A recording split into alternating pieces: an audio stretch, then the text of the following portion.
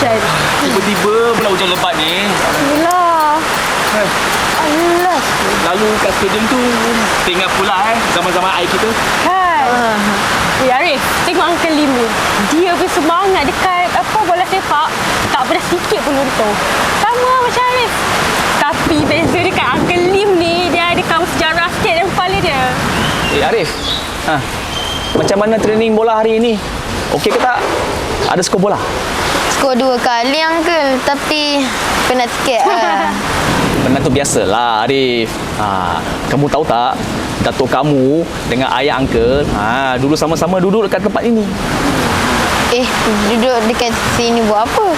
Inilah tempat ayah uncle dengan Datuk Arif borak pasal bola. Mereka berdua ni perang mulut pasal tiga bola. Dah lah dulu berjiran. Bila cakap pasal bab bola, masing-masing ada idola mereka sendiri. Cakap pasal Sochin An lah, cakap pasal Sato Singh lah, cakap pasal Super Mok Dadari lah.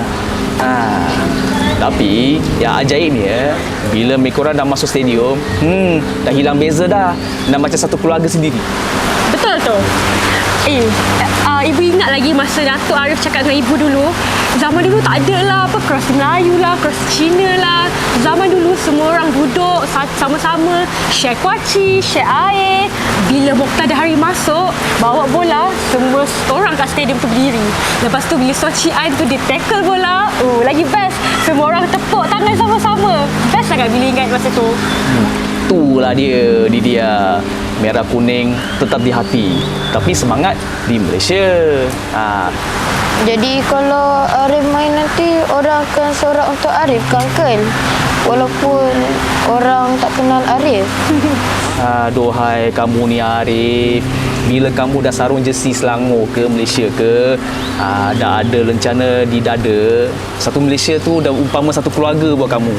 Mereka tak kira apa bangsa, mereka tetap akan bangga dengan kamu. Sebab kamu tu umpama macam bira mereka. Itulah semangat kebangsaan Malaysia. Bola tu bulat. Tapi dia tidak membezakan, malah dia menyatukan kita yang berbeza kaum. Uncle doakan suatu hari nanti kamu tu boleh mengharumkan nama negara dan menyambung legasi kita. Boleh? Arif janji, Uncle. Arif janji, Ibu. Arif akan main untuk semua orang. Untuk jiran-jiran kita. Untuk kawan-kawan Arif. Dan untuk Malaysia. Itulah anak jiran Uncle. Ingat, merah kuning di hati, tapi Malaysia di jiwa.